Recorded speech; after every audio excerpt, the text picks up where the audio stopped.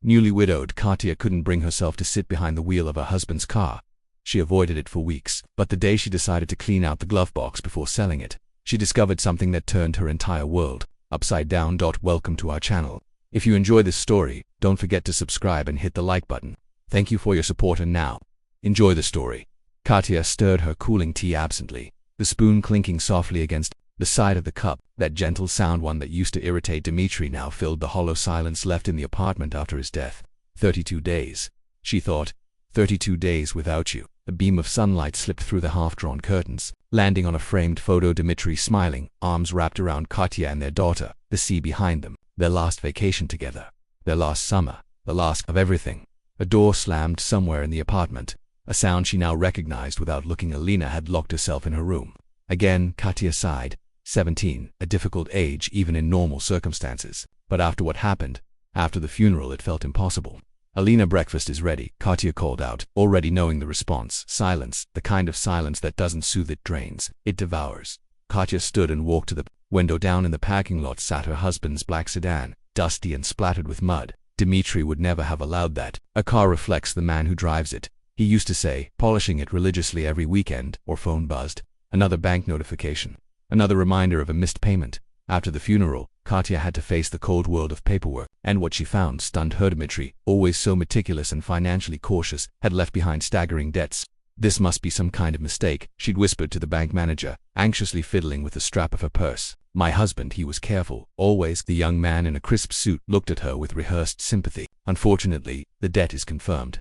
It's possible your husband had unforeseen expenses. Something in his tone, a subtle edge, a suggestion that maybe Dmitri had a life Katya never knew about. She had dismissed the idea back then. Dmitri wasn't perfect, but in his loyalty she'd never doubted him. The door to Alina's room creaked open. The girl shuffled to the kitchen, eyes downcast, her dark hair pulled into a messy knot that hadn't seen a comb in days. You going to college today? Katya asked gently, hoping to bridge the growing distance. No, Alina poured herself coffee. Without looking up, it's my free day. It was a lie. Katya knew her daughter's schedule, but she didn't challenge it. Since that terrible day when the hospital had called, Alina had been building walls. Thick, impenetrable walls. I'm thinking of selling your father's car, Katya said quietly, watching her daughter for any reaction. Alina froze. Her cup hovered halfway to her lips. Why? Her voice trembled. So much emotion beneath that cold surface. It's just sitting there, and we need the money. Katya tried to keep her voice even, but it tore at her having to talk about selling pieces of their past just to survive. Or maybe, Alina snapped, slamming her cup onto the table, splashing coffee across the pale cloth. You just want to erase everything that reminds you of him. That's not fair, Katya whispered, the lump in her throat rising fast. I don't want to forget, but we have to find a way to move forward. Then move on however you like, Alina muttered, spinning on her heel. Just don't touch his things. The front door slammed. Katya was alone again. Later, her friend Valentina sat across from her, stirring sugar into her coffee with unnecessary vigor. Her oversized designer glasses perched perfectly on her nose, rainbow bracelets chiming softly as she moved, signature accessories she never took off. You look awful, darling. She snapped her fingers for emphasis, just like she always did, and spoke without any kind of prelude. Disgusting, honestly. The cafe, with its panoramic windows, was filled with morning visitors. Outside, people rushed about their day. Life continued, as if nothing had changed. Thanks for the compliment, Katya replied with a faint smile. Don't get snarky, Valentina said, brushing a fiery red lock of hair behind her ear. I'm selling Dima's car, Katya cut. Straight to the point. Valentina nodded firmly, her bracelets jingling. Finally, a sensible idea. Why do you even need it? You barely drive. Okay, I'm quiet. She raised her hands in mock surrender after catching the look on Katya's face. I can drive, Katya said firmly, her voice filled with a resolve she used to lack. She remembered how she always let Dima take the lead in everything. Driving was just one of the many things she'd surrendered to him. And not just that, Valentina muttered into her coffee, arching a brow with meaning. Men of our generation, always the same. But hey, now's not the time for one of my speeches. When's the buyer coming to see the car? She asked, drumming her long nails on the table. Tomorrow, Katya replied. I need to clear Dima's things from the glove box. Valentina looked at her closely. Want me to go with you? Otherwise, you'll keep putting it off forever. Just like those English classes you keep postponing. That evening, Katya stood by the window for a long time, staring at her husband's car. In their home, there had always been an unspoken rule. Dmitri drives, Katya sits beside him. She had only ever taken the wheel twice, once during her driving lessons, and once 3 years ago when Dmitri had injured his hand. I can do this, she whispered to herself. It's just a pile of metal. It's not a part of demon. She opened the hallway closet, found the spare keys, took a deep breath, and headed to the elevator. Outside, the air was chilly. A light drizzle was falling. Katya approached the car, brushed her hand over the damp roof, unlocked the doors, and sat behind the wheel. His scent it hit her instantly, a familiar blend of cologne, leather upholstery, and something subtly and uniquely Demetrius. She gripped the steering wheel tightly, fighting the urge to flee. Her chest felt constricted. Her eyes burned to calm down. She whispered to herself, "Just breathe." For a few minutes she sat there, letting the emotions crash through her, letting them pass. Then she opened the glove compartment. It needed to be emptied before the buyer arrived. Inside were the usual things: a user manual, insurance papers, a pair of sunglasses, a phone charger. Placing them on the passenger seat. Then something caught the light in the far back of the glove box. She reached in and pulled out a small object, a flash drive. Black, unmarked except for a tiny sticker with the letter H on one side. Strange, she thought. She had never seen it before. She turned it over in her hands, thinking Dmitri was an organized man. All his work files were neatly stored on his home computer or in the cloud, labeled and categorized. What could possibly be on this mysterious flash drive? Katya slipped it into her coat pocket, finished clearing the compartment, and returned to the apartment. Alina hadn't arrived yet. Katya paused in the middle of the quiet living room, overwhelmed by the silence pressing in from all sides. Am I now? The words echoed in her mind. Not a wife, a widow. Even the sound of it was different. The low hum of the computer filled the silence. Katya sat at the desk, turning the small flash drive between her fingers, a black rectangle, marked with a single, unfamiliar letter, H. Her heart began to pound. Inserting it would mean crossing the final line, breaching the one place her husband had always protected his privacy. Dmitri had been meticulous in separating the personal from the shared. He never gave her passwords, never let her into that guarded part of his world. But now, she thought with a steadying breath, I have no choice. Resolutely, she plugged in the flash drive. A single folder appeared on the screen. No name, just a plain icon. Katya clicked it. Dozens of files opened up: letters, photographs, documents filled with strange numbers and codes. She hesitated, then opened the first letter. Dated 2 years ago. Her blood ran cold as she read the first line. Dear Dima, thank you for agreeing to help Nina. Who was Nina? 14 years of marriage, and Katya had never once heard that name from her husband's lips. She opened the next message. Then another, and another. With each email, her hands grew colder, her skin paled.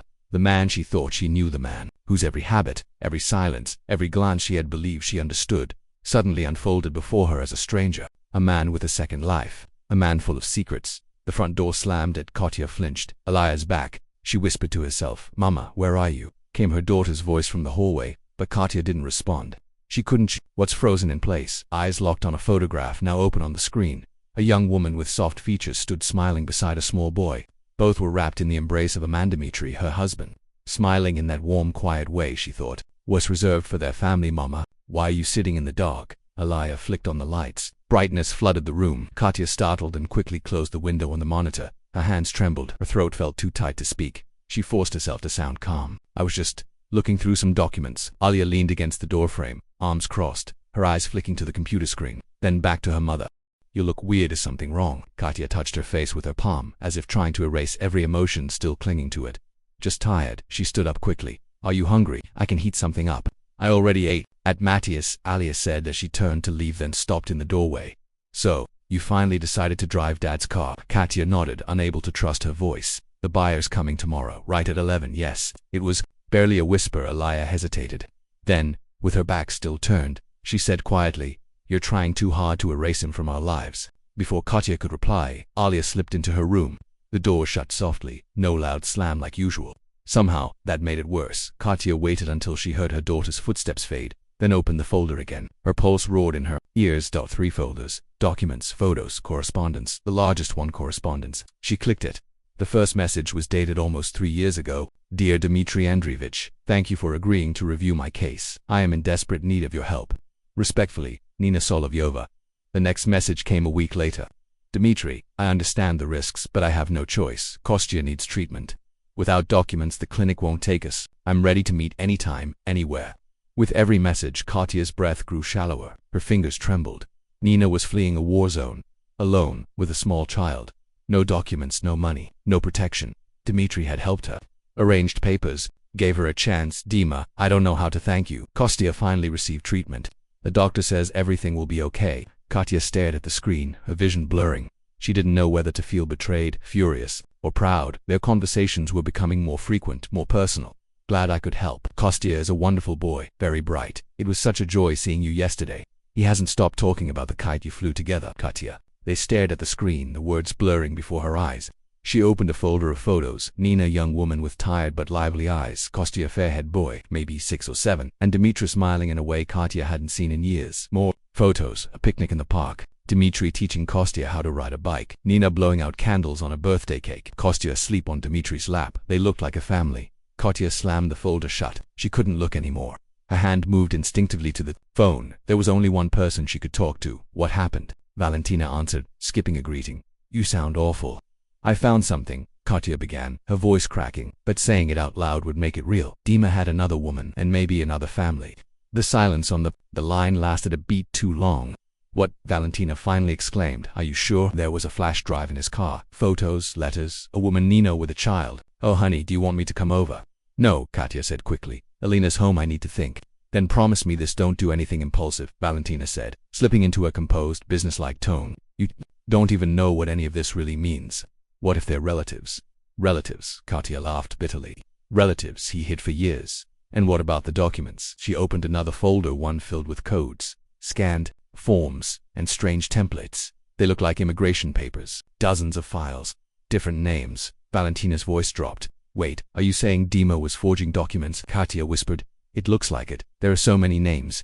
Stop, Valentina cut her off. That's serious. Don't talk about that on the phone. Right now. Focus on the woman and the boy. What are you going to do? I don't know, Katya admitted. The man in those photos' eyes don't recognize him anymore. He was always private, Valentina murmured. Try to get some sleep. We'll talk tomorrow after the call.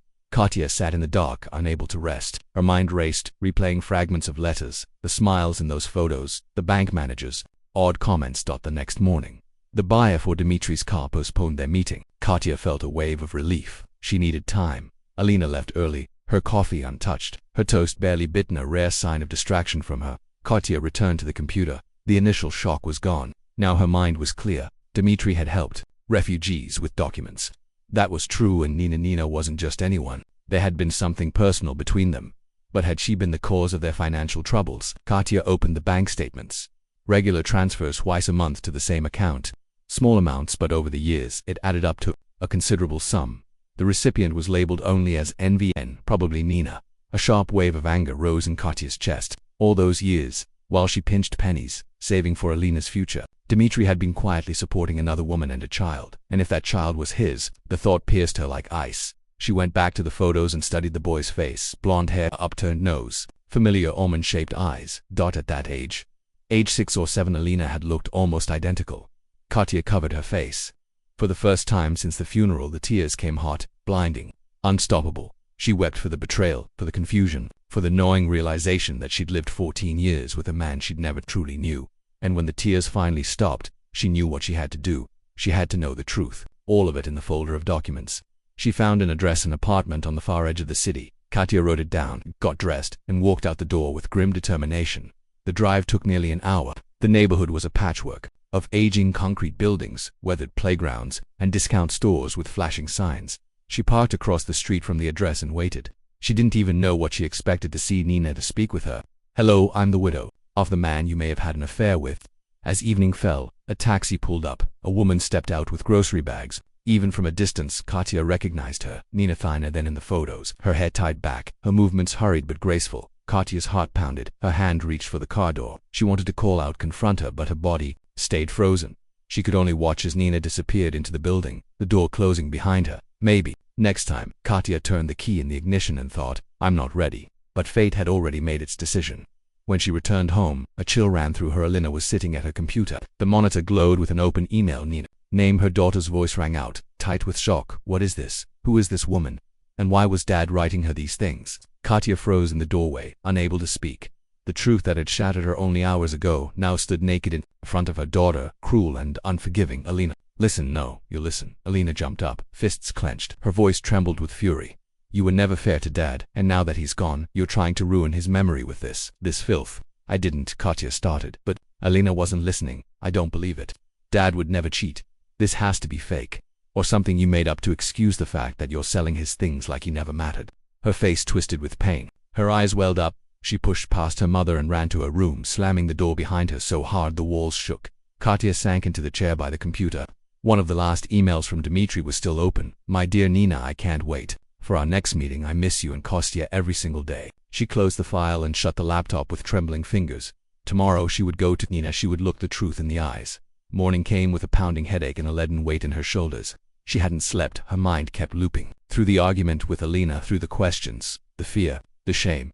Alina hadn't left her room that night. Katya had approached the door again and again. She had listened, knocked softly, whispered her daughter's name. No answer, only faint sounds, a rustle, muffled sobs now. The door was ajar. Katya peeked inside. Empty. On the neatly made bed lay a note. I'm going to grandma's for a few days, don't call. Katya exhaled. Dmitry's mother. Their relationship had always been strained. Sofia Petrovna never accepted her teacher to playing. Too modest for her son, who deserved someone better. Maybe it's for the best, Katya thought. I wouldn't have been able to face her today anyway. She dressed with unusual care, as if preparing for a job interview.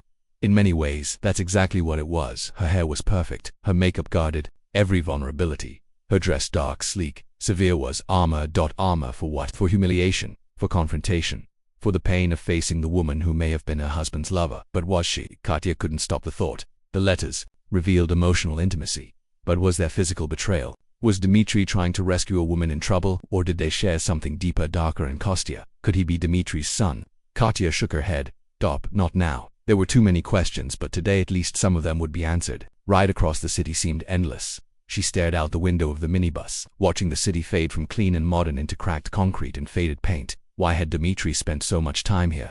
He never mentioned this part of town. With every block, the air grew heavier with doubt. Finally, she stepped off at her stop and checked the address. Just 300 meters. The wind rustled the trees. Loud music played from a distant stereo. Teenagers laughed near a playground. It was a normal day. A normal world, but her. Katya took a deep breath and walked toward the building. Second entrance. 7th floor. Apartment 208. She didn't remember her heart ever beating so violently. The elevator groaned as it climbed on inside. She caught her reflection in the grimy mirror. A pale face, blank eyes. A stranger. Who are you now, Katya? She silently asked her reflection the question that echoed in her heart. The elevator doors opened on the 7th floor. Apartment 208 was the third from the lift. Just an ordinary white door with a peephole. Katya stood frozen in front of it for a few seconds. Then, with a deep breath, firmly pressed the doorbell. Silence. She rang again. Footsteps echoed from inside. Then, a child's voice. Who's there? Katya's voice trembled. I am. The lock clicked. The door creaked open slowly. Standing there was a blonde-haired boy, around 7 or 8 years old. He looked at the stranger with curious eyes. Mama will be back soon. She just went to buy some bread, he said politely. Come in. You can wait for her. Katya blinked. Her lips parted, but no words came. She couldn't move. There was no doubt the boy looked shockingly like Dmitry. The same light hair, the same shape of the eyes. Even the dimples when he smiled were exactly like Alina's at his age. Something was wrong with his mother. Katya could feel it. The boy noticed her strange expression. Are you from Mom's work? No. Katya swallowed the lump in her throat. I'm just a friend. Kostya, right? He nodded, eyebrows rising with surprise. How do you know my name? Katya's heart raced. She hadn't thought that far. What was she even doing here in a stranger's home talking to a child? Maybe, or Uncle Dima mentioned me, she said, choosing the simplest path. I knew him. The boy's face lit up. You know Uncle Dima, he promised to take me to the amusement park, but then Mom said he had to go far away. Katya's breath caught in her throat. Uncle Dima, not dead, and clearly the boy didn't know that Dmitry was dead. Yeah, he. She started, uncertain what to say. Kostya, who's there? A woman's voice called from inside. Nina appeared in the hallway, holding a grocery bag. The moment her eyes landed on Katya, she froze. The bag slipped from her hands. Apples rolled across the floor. Oh, I'll help, Kostya shouted, rushing to gather the fruit. But Nina didn't move. She stared at Katya, eyes wide with disbelief and fear. You. She whispered, you're Katya. Katya felt the ground tilt beneath her. Nina knew who she was. Yes, she answered, struggling to remain calm. We need to talk. Nina quickly shifted her gaze to her son. Kostya, sweetheart, go play in your room. Aunt Katya and I need to talk alone. The boy looked like he wanted to argue, but something in his mother's voice stopped him. He gave Katya one last curious glance, then disappeared into the bedroom. Nina led Katya into the kitchen, small, but cozy, with flowered curtains and children's drawings on the fridge. A half-empty cup of coffee sat on the table beside an open English textbook. Please, sit, Nina said, gesturing to a chair. I always knew this day would come. I just didn't expect it so soon. Katya sat down, her legs shaking beneath her. You knew about me. Nina nodded, eyes lowered. Dima never hid the fact that he was married. I knew from the beginning he had a wife and a daughter, and I didn't know about you. Katya's voice was hollow. Or about Kostya. At the mention of her son, Nina tensed. Listen, I understand how this must feel, but it's not what you think. Kostya is Dmitri's son. Katya cut her off. This was the question burning in her the most. Nina looked at her for a long time, then finally nodded. Double quotes, yes. That one word hit Katya like a verdict. She couldn't breathe. How old is he? 8, almost 9. Katya did the math in her head. 9 years ago, she and Dmitri had already been married for 5 years. Alina had been 8 at the time. She swallowed hard. How? Did it happen? Nina exhaled slowly. It's the story. I was working at a firm that helped migrants with legal documents, she added quickly. Dima wasn't applying for himself. He was helping a friend from another country get citizenship. That's how we met. We started talking. She paused, clearly leaving things out. We had a brief affair. When I found out I was pregnant, I told him immediately. He was shocked. He said he had a family, a daughter. He couldn't leave you. Katya shut her eyes, each word cutting deeper. I never asked him to, Nina continued. I told him I'd handle it alone. He offered. He wanted me to have an abortion. Her voice cracked. I said no. We parted ways after that. After I gave birth to Kostya, I raised him alone, Katya said quietly, opening her eyes. Then, 3 years ago, war broke out in my hometown. There were problems with my documents. They threatened to deport me with Kostya. I was desperate. I decided to look for Dima. I knew he worked in a bank, held a good position. I thought maybe he could help legalize my stay. At least for our son. Nina stood, poured herself a glass of water, and took a small sip. He helped at first just with the documents. But then Kostya got sick. The treatment was expensive. Dima began helping financially, and then he wanted to see his son. At first he was just curious, then he started visiting regularly, and then you became lovers again, Katya finished, her voice sharper than she'd intended. To her surprise, Nina slowly shook her head. No, not in the way you're thinking. There was closeness, yes, but not physical. He was attached to Kostya, and maybe to me too, but never, she stressed the word, never did he promise to leave you. Katya looked at her, disbelief written across her face. I saw the letters. My darling, I miss you every day. Nina smiled faintly. Dima was a complicated man. I believe he loved us both, just in different ways. He loved you as his wife, the mother of his daughter, the foundation of his official life, and me, as a symbol of the life he might have had, a freer life. And Kostya, of course. She paused for a moment. You know, he often said Kostya reminded him of Alina at that age. He showed me photos. Katya's expression hardened. He showed you photos of our daughter? Yes, Nina replied softly. He was proud of her, said she was gifted, stubborn, just like her mother. Katya didn't know what to say. Everything felt twisted, blurred. One man, 2 lives, 2 women, 2 children. And the others? She asked cautiously. I saw the files. He helped a lot of people with documents. Nina nodded, and something flickered in her eyes. Broad. Yes, when I told him how hard it was for refugees to get legal status, something ignited in him. At first he just gave advice, used his connections. But then, it grew. In the last 2 years he helped dozens of people, illegally, Katya pointed out.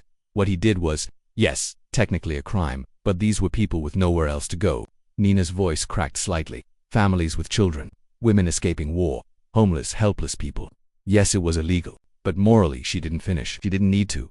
The silence between them stretched long and heavy. 2 women so different, yet painfully alike, avoided each other's gaze. Did you know he died from an aneurysm? Katya finally asked. Nina nodded, her eyes glistening. Yes, he'd been complaining about headaches for months. I begged him to see a doctor, but he always said he was too busy, too stressed, too much to do. Why didn't you come to the funeral? Katya asked, the question spilling out before she could stop it. Nina looked up, startled. How could I? That would have been disrespectful. To you, to your daughter. For the first time, Katya felt something unexpected. Gratitude. Nina, despite everything, had shown a dignity that many others would have lacked. From the other room came the sound of something falling, followed by a child's voice. Mama, can I come out now? Just a minute. Sunshine, Nina called out gently, then turned back to Katya. What will you do now? Katya hesitated. She didn't have an answer. I don't know, she admitted honestly. I came here thinking I hated you, thinking you destroyed my family, stole my husband. But now you see I was just as trapped as you, Nina said quietly. Katya nodded slowly. I don't know what to think anymore. I need time to process all of this. She stood ready to leave but stopped at the door. There's one more thing. The bank, they said Dima had debts, significant ones. They hinted he'd been making large, personal withdrawals. Nina's brow furrowed in confusion. Debts? I never knew. He always seemed so stable with money. What he gave us for costume, always modest, regular. I had no idea he was borrowing. The 2 women fell silent again. Another layer of the story had just revealed itself. One they hadn't expected. Maybe the money went to his work, Nina suggested hesitantly. Forging Papers, paying bribes to officials. It sounded too plausible. Dmitri had likely poured his resources into an underground mission fighting a system, helping the invisible, all while shielding his official life from collapse. Probably, Katya whispered. Katya nodded slowly, her voice barely audible. Too many secrets for one person to carry. She turned the doorknob, but at the last second she looked back. Nina, thank you for being honest. Nina gave a faint smile. Dima always said you were strong, stronger than you think. Those words echoed in Katya's mind as she walked home, step after heavy step. The apartment greeted her with cold silence. Alina hadn't returned, and, truthfully, Katya hadn't expected her to. She needed time to untangle everything she had uncovered that day. She entered Dmitri's study. That room, once forbidden to her, had always been a place where her presence annoyed him, where even the slightest touch from her disrupted his perfect order. Now she understood why. Katya sat at his desk, her fingers hovered above the keyboard, then typed in a password. Alina's birthday. No, maybe Katya's. Their birthdays were only a year apart. Click, it worked. The desktop was clean. Only a few folders appeared, labeled plainly, work, documents, photos. She opened work first. Banking documents, presentations, spreadsheets, all routine. Documents held bills, insurance papers. Nothing unusual, but photos. This folder told a different story. Inside were subfolders, neatly sorted by year. She opened one from 3 years ago, a vacation at the sea. Dmitri smiling, his arms around her, and Alina as the sun dipped behind them. A picture of a happy family. A perfect lie. She was about to close it when her eyes caught another folder buried deep, marked only Arch. Her hand trembled as she clicked it open. Dozens of files. Scanned passports, birth certificates, work permits, all impeccably formatted, but fake. Katya froze. Her heart raced as realization crept in. Each document represented someone's desperate hope for a better life. Dmitri, he had helped them. He had broken the law, jeopardized everything: his freedom, his career, even his family's safety. But he had done it to protect other families from falling apart. It was another side of him, a part she had never known, a part he had never shown. Suddenly, the sound of the front door tore through the silence. Katya slammed the laptop shut and stepped into the hallway. Alina was standing there, pale, her eyes red and swollen. What are you doing with Dad's stuff? She snapped, her voice sharp and defensive. Katya straightened, looking for answers. And maybe you should too, so I can find more filth about him. No thanks. Alina, listen to me. Katya stepped forward, but Alina recoiled. I met with Nina today. Alina froze in place. That woman from the emails. Why? To find out the truth. All of it, and I think you deserve to know it too. I don't want to know, Alina screamed. I don't want to hear that my father was some liar or cheater. It's not just about that, Katya said calmly. Your father made choices. Some were illegal, but some were courageous. Alina stared at her, confused. What are you saying? Katya exhaled. This conversation had to happen eventually. Better now, when the pieces are falling into place. She hesitated. Nina has a son. His name is Kostya. He's 8 years old. And he's your brother. Alina flinched like she'd been slapped. The color drained from her face. She stumbled, grabbing the wall for support. No, she whispered. I saw him today, Katya said softly. He looks just like you. Same blonde hair, same dimples when he smiles. Alina clutched her head, her hands over her ears as if trying to block out the words physically. Stop it. I don't want to hear this. She bolted down the hallway, slamming her bedroom door. Then came the sounds drawers opening, belongings shifting. Katya sat on the bench in the hallway, drained. Her body felt heavy, her thoughts spinning. She knew Alina would need time, just as she did. Time to accept a truth that had shattered everything they thought they knew. Half an hour passed. Then the door creaked open. Alina stepped out, a backpack slung over one shoulder. Her face was unreadable. I'm going to stay with Grandma for a while. I don't know how long. Don't call me anymore, Alina. Katya stood up, reaching out as if trying to hold her daughter back. Please, ... Let's talk. We can figure this out together. There's nothing to figure out, Alina snapped. You hated Dad. You always did. You never stopped criticizing him. You were never satisfied with anything. And now you're happy to find something dirty about him, just to justify yourself. Her words pierced Katya deeper than anything she had learned about her husband. That's not true. And you know it, she said quietly. I don't know anything, Alina answered bitterly. Not about you, not about Dad. Everything I believed in it was all a lie. And with that she walked out. Katya stood frozen in the hallway, unable to move. When she finally returned to her husband's office, her steps were slow, heavy. She sat down at his computer, opened a folder filled with documents, and began going through every file, every note like pieces of a broken mirror. She tried to fit together to see the full face of the man who had shared her bed for so many years, yet remained a stranger. In the bottom drawer, she found a thick envelope, sealed, her name written on it in Dmitri's familiar handwriting, strong, slanted to the right. She stared at it, heart pounding, unable to bring herself to open it. Finally, summoning her strength, she tore it open. Inside was a letter, written on the official letterhead of the bank. My dear Katya, it began. If you're reading this, it means something has gone wrong. Her hands trembled, the handwriting so very him. She used to joke about how his forward letters showed his drive to always move ahead. The joke now cut like a blade. My dear Katya, if you're reading this, it means something has gone wrong. Maybe I'm no longer around, or maybe the truth found another way to reach you. Let me start with the most important thing. I have always loved you. Even when my actions might make that hard to believe. You were, and still are, the most important person in my life. You and Alina, but I need to confess everything. Years ago, I made a terrible mistake. I had a son with another woman. Her name is Nina. She was a refugee from the East. When I found out about the child, I had already come back to you. We had rebuilt our happiness after a rough chapter. I couldn't destroy that again. I couldn't hurt you or Alina. So I chose silence. I convinced myself it was the best path for everyone. I supported Nina and the child financially, but kept my distance. 3 years ago, Nina came back. My son was sick. She was about to be deported. I couldn't turn away. I started helping again, first with money, with contacts, but then I became deeply involved. I became part of a network helping people like Nina, refugees, families in desperate situations. What I did was illegal. Forged documents, bribes. If this ever gets exposed, the consequences could be severe. I risked everything, not just my freedom, but our family's safety. I have no excuse. Lately, my health has been failing. Headaches, fatigue. I got tested without telling you. The diagnosis: an aneurysm in the brain. Surgery is necessary, but risky. Before going under the knife, I wanted to tell you everything about Nina, about Kostya, about what I've done. I planned to tell you after Alina's birthday. I didn't want to ruin the celebration. I don't even know if I'll have the courage to say this out loud, but if something happens to me, please take care of them, not Nina. She's strong. She'll survive, but Kostya, he's innocent. And one more thing, protect Alina from the consequences of my actions. All the documents that could incriminate me are stored in a bank deposit box. The key is in the right drawer of my desk, inside the cufflink box. Forgive me if you can. I don't deserve it, but I hope.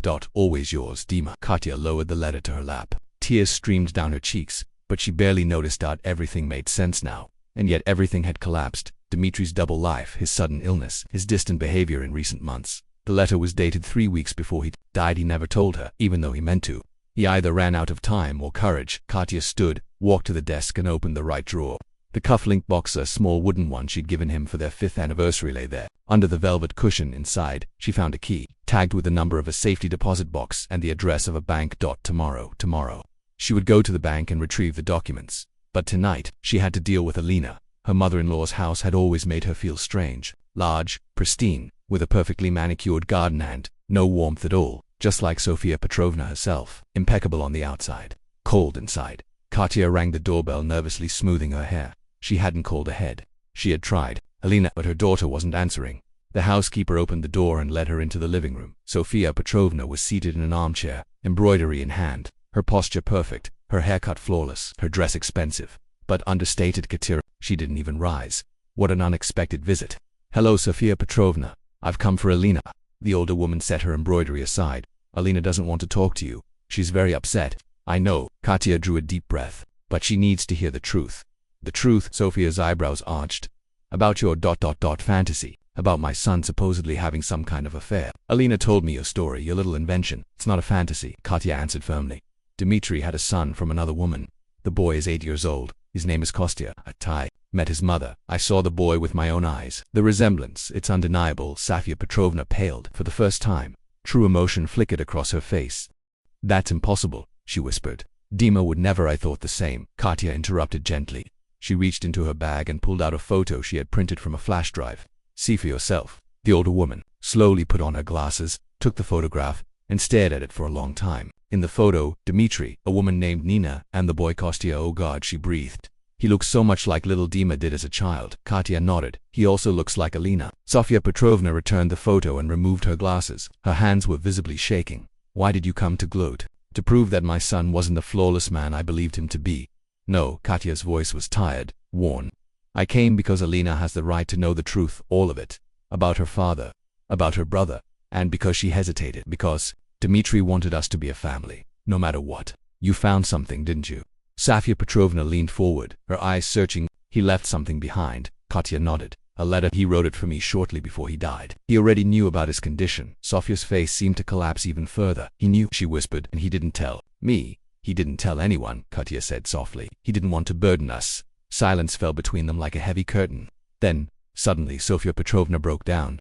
Not loudly, her sobs were muffled, controlled, but they came from somewhere deep, painful. Katia's heart ached at the sight. This strong, proud woman, who never allowed herself to appear weak, now looked utterly broken. He was always like this, she said through tears, never shared his pain. Even as a child he would say, "I'll handle it, Mom, I'll do it myself." Even when he was scared or in pain, I thought I knew him. But I didn't. Not really. Katia hesitated, then gently touched her hand. I don't think any of us truly knew him. Sofia Petrovna raised her red, tear-filled eyes. He loved you, you know. Even during that hard time before his last business trip, he would say, "Katia is the best thing that ever happened to me." Katia felt a lump rise in her throat. The irony cut deep. To hear those words from the woman who once made her feel like she'd never be good enough for her son. "Thank you," was all she managed to say. "Alina is in the garden," Sofia said suddenly, wiping her tears. "Go to her. She needs to hear this from you, not from me." Alina was sitting on a bench among the roses, headphones in, sketching quietly in her drawing pad, the one thing that always helped her find calm when she saw her mother approaching. She turned away pointedly. Katia sat beside her and gently touched her daughter's shoulder. Alina flinched and pulled off her headphones. "I told you not to come," she said bitterly. "I found a letter," Katia said softly, "from your father. He wrote it shortly before he died. I think you need to read it." She held out the envelope. Alina stared at it, uncertain, her hand frozen halfway to it. "Is it about that woman, that child?" "Yes," Katia said. "But there's more. About how he felt about us. About why he never told the truth." Finally, Alina took the letter, unfolded it, and began to read. As she did, her face changed. Disbelief turned to shock, shock to a quiet sorrow that seemed to weigh her down like lead. When she finished, she looked up at her mother, tears spilling down her cheeks. He was really sick. He knew he could die. Katia nodded. "That's what it looks like. An aneurysm. It's dangerous. I think the doctors warned him." "No. He wanted to tell us everything," Alina whispered. "After my birthday." "Yes." Katia wrapped her arms around her daughter's shoulders. "He didn't want to hide it forever. He just didn't get the chance." Alina buried her face in her mother's shoulder and began to sob loudly, uncontrollably. Not like at the funeral, when she held everything in. These tears came from somewhere raw, unprotected. Katia held her tight, stroking her back gently, letting her grieve, letting her scream. "I'm so angry at him," Alina choked out, "and I miss him so much." "I know, sweetheart," Katia whispered. "I do too." They sat like that for a long time, clinging to each other beneath the whispering trees and the fading scent of roses. Then Alina looked up, her voice small. "So, who is that boy? Is he really my Kostya?" Alina asked unexpectedly, her voice softer now, her emotions more in check. Katia smiled faintly, though her eyes still shimmered with tears. "He's a sweet boy, blonde, just like you were at his age, open, sociable. He loves to draw. Nina, the apartment is filled with his pictures. Does he know about Dad?" Alina pulled back slightly, wiping her eyes. "He knows that Dmitri was someone important in his life, but I don't think he knows he's gone. Nina told him his father went far away." Alina turned the small earring in her fingers, the one her father had given her for her 16th birthday. "I'd like to meet him," she whispered. "Can I?" Those words caught Katia off guard. She stared at her daughter, both surprised and suddenly overwhelmed with pride. "Of course," she said gently. "If you truly want that, I can talk to Nina." "I do," Alina replied firmly. "If he really is my brother. I think Dad would have wanted us to know each other." Katia pulled her into a tighter embrace. "I'm proud of you. You know that." Alina gave a faint smile. "Because I want to meet the boy who shattered my idea of our family." "No," Katia said seriously. "Because you're wiser than I was at your age. Because you're choosing to see what matters, not just the hurt." "I don't know, ... double quotes," Alina sighed. "I'm still angry. At Dad and at you, too, for dumping all of this on me like that." "I understand," Katia nodded, "and I'm sorry. I was in shock myself. I didn't know how to handle it." Alina studied her mother closely now, as if seeing her for the first time, not the all-knowing parent, but just another confused person, trying to make sense of a shattered world just like her. "Let's go home," Katia suggested. "Tomorrow we need to go to the bank, get the documents from the safe deposit box, and then we'll figure out what to do next." Alina nodded. Double quotes. "We should say goodbye to Grandma first." They returned to the house. Sofia Petrovna was waiting in the living room, already packed, her face unreadable as always, except her red eyes betrayed a fragile emotional state. "You're leaving?" she asked. "Yes, Grandma," Alina replied, walking over to hug her awkwardly. "But I'll visit this weekend, I promise." The older woman glanced at Katia over Alina's shoulder. Surprised, Katia gave her a faint smile. For the first time in 14 years, something like mutual understanding passed between them. Back home, Alina immediately retreated to her room, saying she needed to be alone. Katia didn't argue. They both needed time to absorb, to process, to breathe. She sank into an armchair in the living room, staring blankly at the family photos lining the wall. Frozen moments of happiness, Were they ever real? Or had Dmitry already been living a double life back then? Her phone rang. Valentina. Hey, Katya answered. Sorry I didn't call back. I was about to come looking for you with the police. Valentina replied. Her concern was genuine. What's going on? Are you okay? Katya gave her a quick version of everything. The meeting with Nina, the letter, her reconciliation with Alina, and now Valentina asked, what are you planning to do? I don't know, Katya admitted. Tomorrow I'll pick up the documents from the bank, see what's there. I need to figure out if there's any danger for Alina, or for me, and that woman Nina. What will you do about her? Katya hesitated. What did she feel toward Nina? It wasn't hatred anymore. That much she knew. More like a strange sense of solidarity. They had both loved the same man, both had been betrayed, and both now had to live with the wreckage. Nothing bad, if that's what you're asking, she finally said. Alina wants to meet Kostya. I think it's the right thing. While Valentina whistled. You surprise me. You know that if I were you, what? Katya asked when her friend stopped. I don't know, Valentina admitted. Maybe I'd do the same. What's the point of being angry forever? They were just caught in the storm. Katya smiled. Valentina always had a way of cutting through things with honesty hidden behind her blunt charm. Listen, her friend said suddenly. Want me to come over? I'll bring wine. We'll talk, vent, cry a little. You shouldn't be alone tonight. No, Katya said gently. Alina's home. She's not ready for company, and I need time to think. All right, Valentina agreed. But call me, anytime. After the conversation, Katya sat in the quiet living room for a long time, lost in thought. The upcoming visit to the bank weighed heavily on her. What could be inside that safe deposit box? How serious were the things Dmitry had gotten himself involved in? And, more importantly, how could she protect Alina from the consequences? She got up and walked to the window. It was already dark outside, streetlights casting their soft yellow glow over an ordinary street with ordinary houses and ordinary people. But how many of them, she wondered, lived double lives hiding secrets even from those closest to them? A knock on Alina's bedroom door interrupted her thoughts. Her daughter peeked out into the hallway. Mom, are you going to make dinner? I'm starving. Katya smiled. A simple, everyday question, almost like normal life. Yes, of course, I'll make something right now.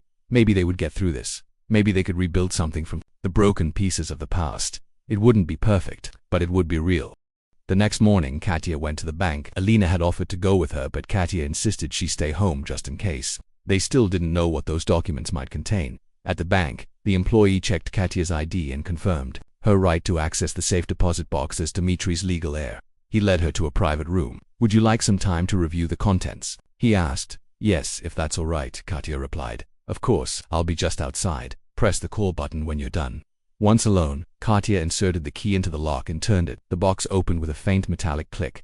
Inside was a thick folder of documents, several flash drives, and a sealed envelope marked with the initials A. Elena Dmitrievna. Katya opened the folder first.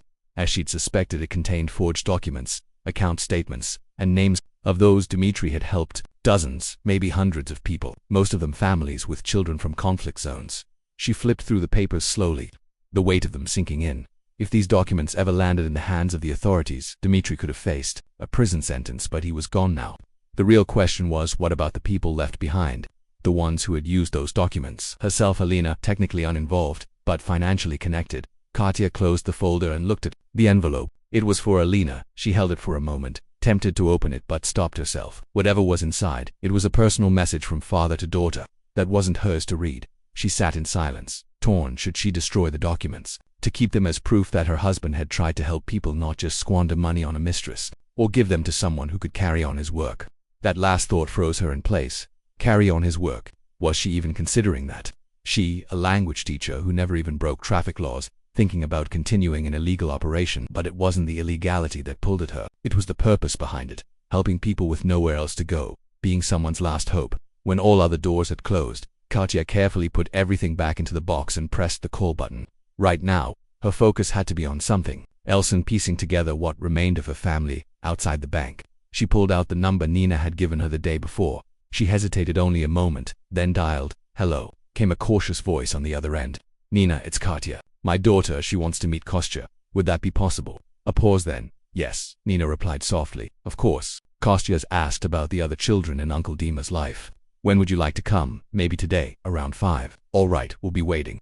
After ending the call, Katya stood for a moment on the bank steps, watching the cars pass by. For the first time in many weeks she felt calm. The real burden hadn't been Dmitry's death, or even the financial mess. It had been the unanswered questions, the secrets, the invisible walls between truth and illusion. Now that they had come crashing down, She could finally begin again, not the way it was before, but differently, without lies, without shadows, and without the double life that had haunted every corner of their home. She suddenly recalled one of her last conversations with Dmitri. He had looked exhausted, distracted. She had asked him gently, "Is everything okay?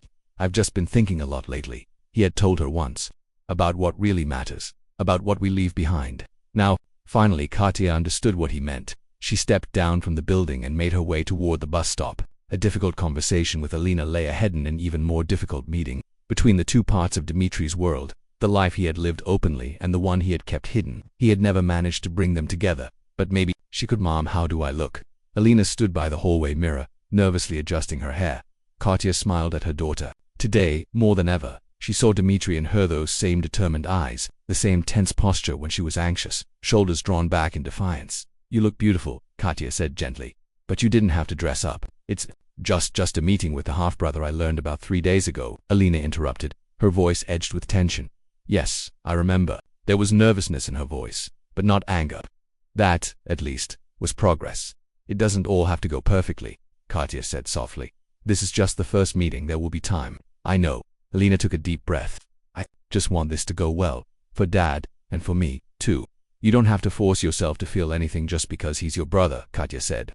"Let yourself figure out how you truly feel. Give it time." Alina glanced at her mother's reflection in the mirror. "And you, what do you feel when you think about meeting them? Are you really ready?" Katya hesitated. She could have lied, said something safe, something easy, but Alina deserved more than that, honestly.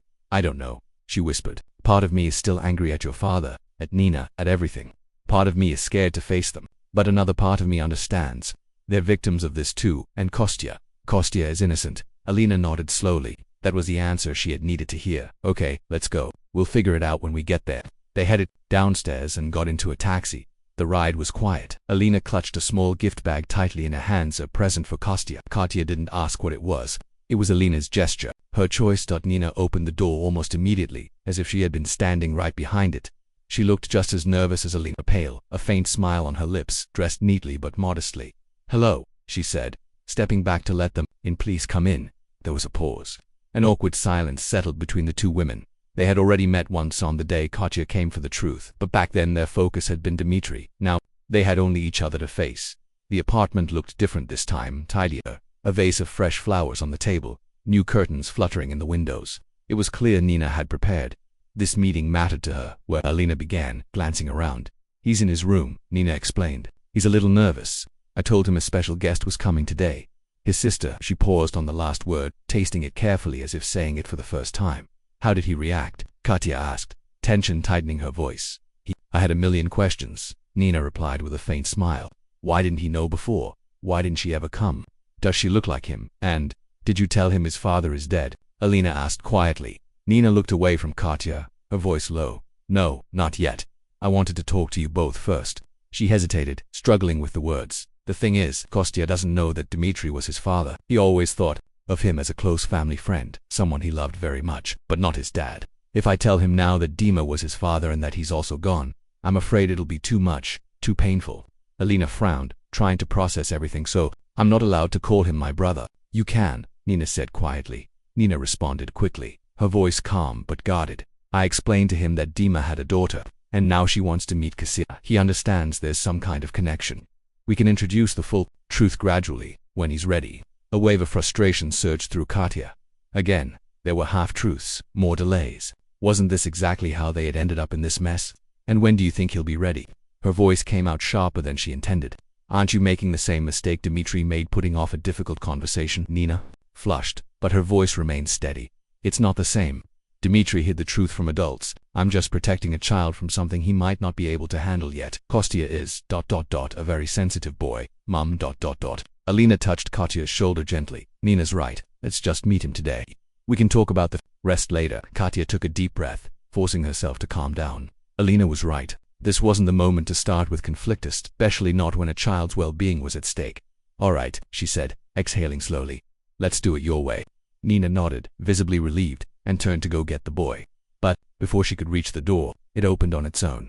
Standing there was Kostya, a blonde-haired boy in a neat shirt and jeans, his wide blue eyes filled with curiosity. He shifted nervously, his gaze moving over the unfamiliar faces. "Hello," he said shyly. "Are you Aunt Katya? I remember you." Then he looked at Alina, His eyes widened. And you? Are you Alina? Mom said. You're my sister. Alina offered a hesitant smile. Yes, I'm Alina. The boy stepped closer, studying her face with innocent focus. Is it true you draw too? Mom said you're really good. It's true, Alina nodded. I study at an art college. Cool. His face lit up. Can I see your drawings? Of course. Alina pulled out her phone. I've got pictures of some of my work. The ice melted. Katya and Nina exchanged glances, relieved. Even if a layer of tension still lingered between them, Alina and Kostya settled on the couch, flipping through her phone, lost in their shared love of art. Let's have some tea, Nina suggested after a quiet pause. I baked a pie. Katya followed her into the kitchen, both women clearly unsure how to act around each other. While Nina busied herself with the kettle, Katya glanced at the colorful drawings stuck to the refrigerator with magnets. He really does have talent, she said, trying to sound casual. Was Alina like that at his age? Dima said the same, Nina answered softly, not turning around. Must be genetics. A heavy silence settled in. The mention of Dmitri, comparing their children, it all felt painfully unnatural. Nina. Katya broke the silence, carefully choosing her words. There's something I'd like to talk to you about. Financially, Nina stiffened, her back straightened. I never asked Dima for money, he insisted. He wanted to help with cost, yet I'm not going to ask anything from you, I know, Katya cut in. It's not that. She hesitated, then pressed on. Dmitri left behind debts. That's true, but I also received an insurance payout. A substantial amount. I believe part of it should go toward Kostya's education. Nina turned sharply, something flickering in her eyes. Was it hurt? No, I can't accept that. We don't need charity. It's not charity, Katya said firmly, her throat tightening with emotion. It's for Kostya, Dmitri's son. I know he would have wanted this. I can provide for my son, Nina said stubbornly. I always have and I will continue to. It's not about whether you can or can't, Katya said, keeping her voice even though it burned inside. Why was it so hard for this woman to accept help, especially help so difficult for Katya to even offer? It's about what's fair. Kostya has a right to part of his father's legacy, just like Alina does. Nina didn't answer. She seemed torn, struggling with feelings she couldn't express. Please, Katya continued, softening her tone. I understand your pride, but this isn't about you or me. It's about his future. Are you really willing to take opportunities away from him just because you want to do it all alone? It wasn't the most diplomatic thing to say, but it worked. Nina slowly sank into a chair, her shoulders sagging. It's all so complicated, she whispered. I'm afraid that if I accept your help, things will change. That you'll try to tell me how to raise Kostya, or that he'll think I'm not enough for him. I have no intention of interfering, Katya said gently. Katya gave a quiet nod. I just want him to have every opportunity his father could have given him if he was still alive. The same chances Alina had. Laughter echoed from the living room. Kostya and Alina, both women, paused. The sound was so pure, so unexpected. In the midst of all the tension, it softened something inside them. All right, Nina finally said. Let's talk about it, but not today. And I can't promise I'll agree. I need time to think. That's fair, Katya replied. We've got time, we don't need to rush anything. When they returned to the living room, Alina and Kostya had moved on from flipping through drawings to animatedly discussing their favorite books. So you like stories about dragons too? Kostya's eyes sparkled. Of course, Alina said with a grin. When I was your age, I had a whole shelf full of dragon books. I still have some, maybe I can lend them to you. Katya watched them with quiet surprise and a strange, peaceful joy, if not for the striking resemblance. One would think these two had known each other for years. They clicked so easily, as if something unspoken bound them together. I've got something for you, Alina suddenly said, pulling a small package from her bag. Here, Kostya eagerly tore it open. Inside was a set of professional drawing pencils and a small leather-bound sketchbook. Whoa, he breathed. Real artist stuff. Thank you. He threw his arms around Alina for a moment. She froze, startled. Then she awkwardly hugged him back. I was thinking maybe we could draw together, Kostya offered, pulling away slightly. I have a sketchbook Uncle Dima gave me for my birthday. I've been saving it for something special. The moment he said Dmitri's name, the room changed. Alina glanced at her mother, and Nina visibly tensed. But you didn't notice. He had already run off to his room to get the sketchbook. He's so much like Dima, Alina said quietly, watching him go. The way he moves, the way he talks. Katya simply nodded. She'd seen it too, and it hurt and healed at the same time. The rest of the evening passed more smoothly than anyone expected. They had tea and pie. Alina and Kostya sketched together, laughing and sharing ideas. Katya and Nina sat at opposite ends of the table, carefully talking about harmless topics: school, hobbies, the weather, anything but the real reason they were there. When it was time to leave, Kostya looked genuinely upset. You'll come again, right? He asked, glancing between Alina and Katya. Soon. Of course, Alina replied before Katya could speak. If your mom says it's okay, I could stop by sometimes, show you new drawing techniques. Nina and Katya exchanged a look. In that moment, something unspoken passed between them. No matter what had happened, the children didn't deserve to be caught in the crossfire. "Of course," Nina said gently. "We'd be glad to have you." Later in the taxi on the way home, Alina turned to her mother. "You know, I thought it would be harder," she smiled faintly. "But he's a cool kid, that Kostya." Katya nodded. "He really is, and Nina, she's okay too," Alina added carefully, as if testing the waters. "You can tell she really cares about him." Katya didn't respond. She stared out the window, her emotions too tangled to unravel. She wasn't ready to talk about how she truly felt about Nenawar, about anything else that still ached deep inside. "Ma," Alina asked softly, "what was in that other letter?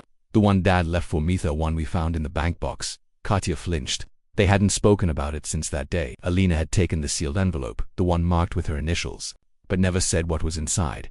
"It's personal," Katya said gently. "You don't have to tell me if you're not ready." Alina looked down at her hands.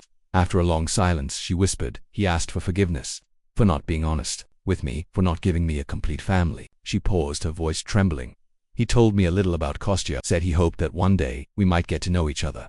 Tears welled in her eyes again, and he said, "He always loved me, and you. That none of this whole situation, the fact that our family was real." Katya felt her throat tighten, her eyes burning. For all his mistakes, Dmitri had at least tried to make things right.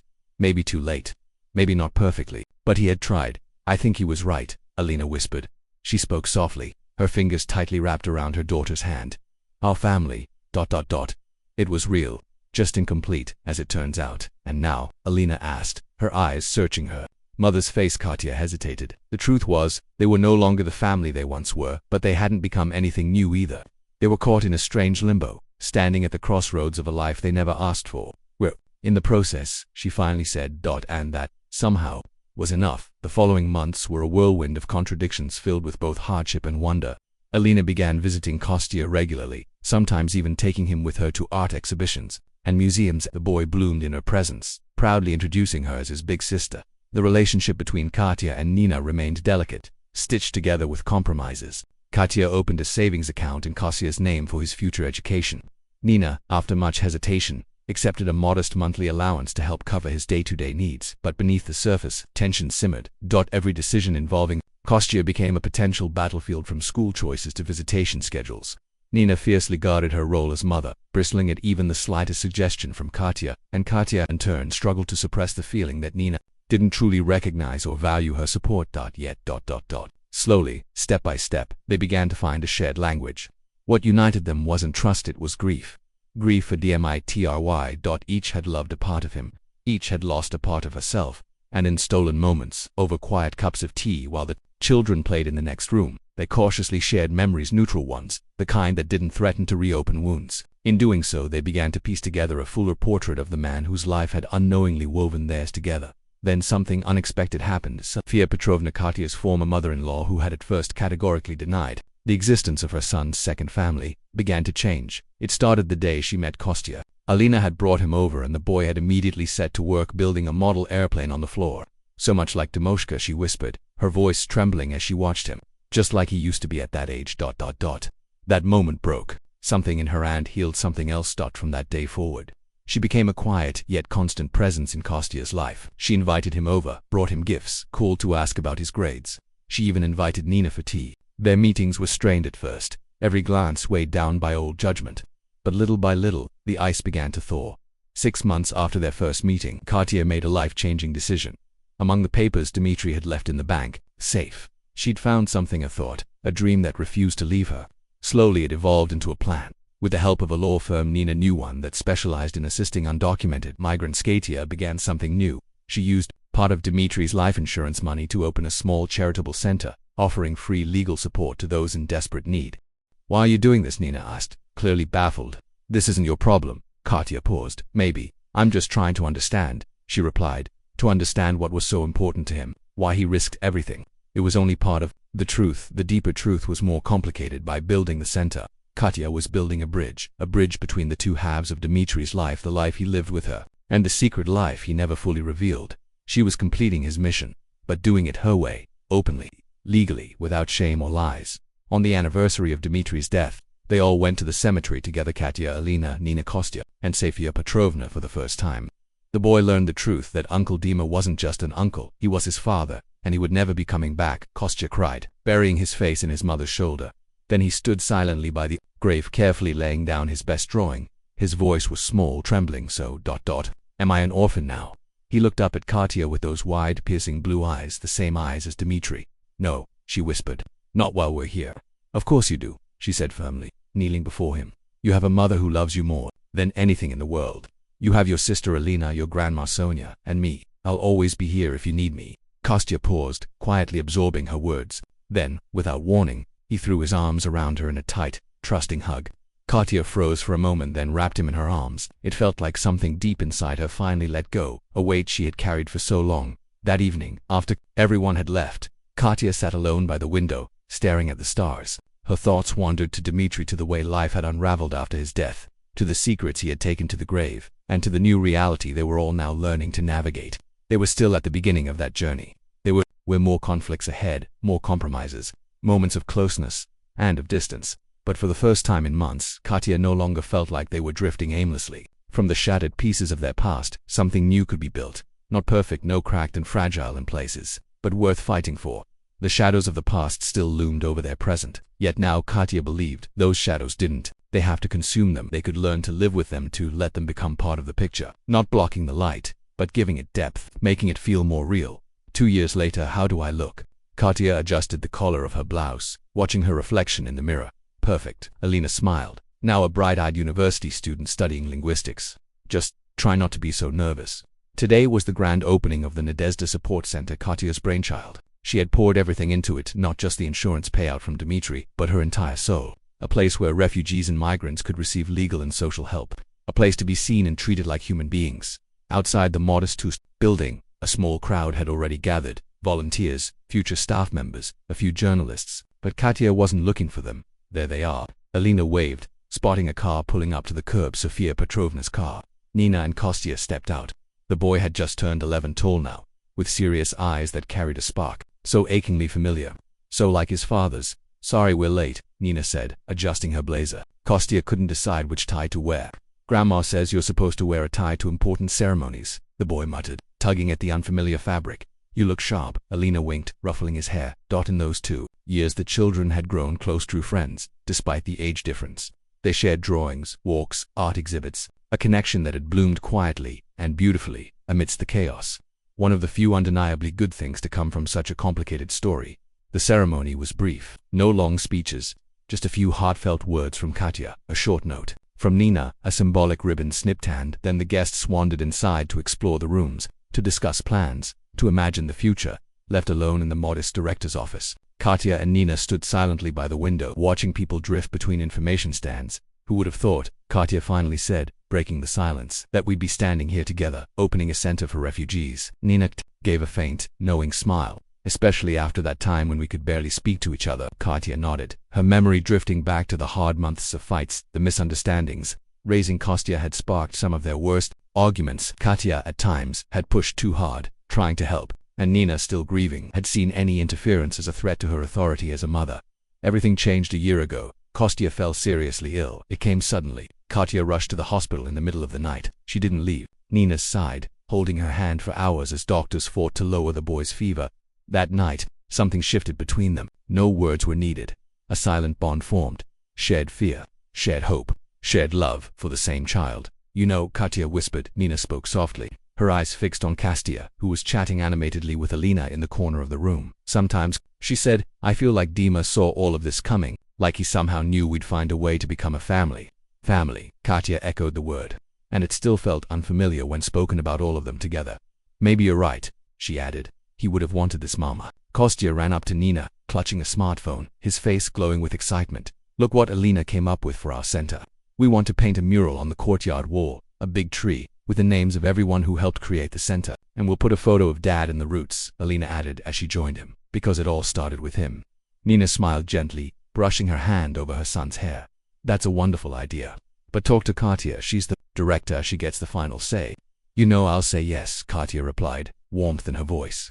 Especially if 2 such talented artists are the ones holding the brushes. Kostya beamed, but then paused suddenly, glancing at his wrist. He was wearing a man's wristwatch, slightly too big for his still childlike arm. Grandma Sonia's waiting with cake, he exclaimed.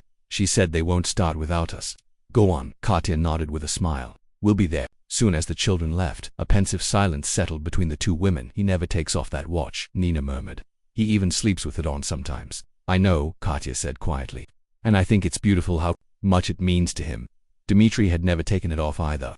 The watch was a gift from Katya in the early years of their marriage. On Kostya's 10th birthday last year, she had handed it down to him, a silent but powerful declaration. Kostya wasn't just Dmitry's son, he was his heir, his legacy, just as much a part of him as Alina ever was. Nina reached into her bag and pulled out a small velvet box. "I have something for you too," she said gently. "From all of us." Katya opened the box. Inside lay a delicate silver bracelet with a small key-shaped charm. "It's from Kostya, Alina, and me," Nina explained. "A key to new beginnings. And to thank you. Without you, none of this would have happened." Katya slipped the bracelet on, wordless, her emotions choking her. Then, quietly, she stepped forward and embraced Nina tightly, sincerely. For the first time in all these years, the ceremony continued. Simple and heartfelt, surrounded by the people who, over the last 2 years, had become a real family. There was cake baked by Sofia Petrovna, laughter, stories about how the center was built, and bright dreams for the future. That evening, as the last of the guests drifted away, Nina and Kostya prepared to leave as well. "I'll drive them," offered Sofia Petrovna, "and bring Kostya's things. He's staying with me this weekend." "That would be wonderful." Nina smiled with gratitude. "I've still got a mountain of paperwork to finish. I'm heading to meet some college friends," said Alina, wrapping her arms around Katya. "You don't mind, do you?" "Of course not," Katya smiled. "Just don't stay out too late." She stood at the door, watching the car pull away with Nina and Kostya in the back seat. Alina had already disappeared around the corner, on her way to a cafe just a couple of blocks away. One Katya knew was near Nina's neighborhood. Lately Alina was spending more and more time there, and though Katya said nothing, a vague unease occasionally crept in, a feeling like she was slowly losing her daughter. Alina now often said things like, "We were talking with Nina," or "Kostya showed me." The silence that followed was both comforting and unnerving, thick with thoughts and quiet memories. Katya turned back inside the center, walking slowly down the hall, admiring the fresh renovations. She peeked into every room, imagining how by tomorrow these quiet spaces would come alive with voices, with stories, with hope. Finally, she entered her own office, small but full of light, with a desk by the window, bookshelves, and a cozy couch for visitors. This place, she hoped, would be a shelter, a place of healing and beginnings. On her desk, among scattered papers and office supplies, stood a single photograph in a plain frame, Dmitry smiling. It had been taken on their 10th wedding anniversary. She had chosen this picture because in it, he looked like how she wanted to remember him, radiant, full of life, untouched by the shadows he must have carried for years. Katya sat in the chair, her eyes locked on his image. Outside, the sun dipped lower, casting golden light across the room, bathing everything in a quiet, almost mystical glow. "Well, Dima," she spoke softly, almost as if whispering to the photograph in front of her. "We did it. We opened the center now. Everything will be different, open, legal." But her voice trembled, revealing a truth deeper than words. The mission remained the same, to help those with nowhere else to turn. She fell silent for a moment, gathering her thoughts. "You know, I was angry with you for a long time. For the lies, a double life. For not trusting me enough to share the truth. And sometimes, I still am." A bitter smile curved her lips. "There are mornings when I wake up, and that same sharp ache cuts through me just like the very first day." Her eyes dimmed with memory. "It happens when Kostya does something that reminds me too much of you. Or when I catch Alina looking at Nina with that same wide-eyed admiration she once gave me." Katya paused, her voice tightening with emotion. "But then I remember you must have suffered the most.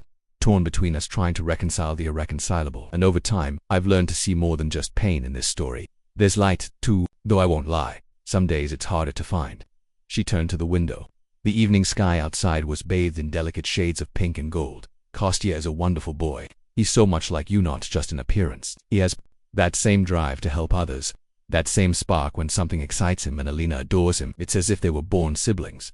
A deep breath escaped her lips. "And you know what's surprising? I love him, genuinely at first. I thought I'd like loving him was betraying myself. But then I realized he's part of you, part of us, this strange, imperfect family of ours. And loving him doesn't erase the pain your lies caused. They simply coexist." A sad smile touched her face. "Nina and our relationship is more complicated than it seems. We were never best friends. There will always be something unresolved between us, but we've learned to respect one another, to find middle ground." She fell silent again. "Life is strange, isn't it? Sometimes it feels like everything's crumbling. But then, from the ruins, something new grows. Not flawless, scarred and cracked, but still worth fighting for." Katya reached out, fingertips brushing the photo. "I've learned to live again, Dima. Not like before. Differently. Fuller. Maybe even more honestly." I understand now what truth costs, no matter how bitter, and I know what forgiveness is worth. Suddenly her phone buzzed on the table. The screen lit up. She smiled and picked it up. Hello, Aunt Katya. The boy's voice was breathless with excitement. I just wanted to say thank you for everything. The center is amazing. Alina and I already came up with a design for the mural, and Grandma, Sonia, said we'll bake your favorite blueberry pie this weekend. You'll come, right? I'll be there, she promised warmly. And make sure you behave for Grandma. Okay, he sighed playfully. See you tomorrow. See you, Kasia. As the call ended, Katya sat for a moment, staring at the empty screen. Then, slowly, she turned her gaze back to the photograph. Everything will be okay, Dima, she whispered. Not the way we once planned. Not the way it could have been if things had turned out differently. Her voice grew steadier, but still, it'll be okay. She stood up and walked to the window. The sun had nearly set, its final rays gilding the rooftops in a soft, fading light. Tomorrow would bring new challenges, new people in need of help, and she'd be ready. Not alone, but with the quiet strength of a family she never expected, yet truly belonged to.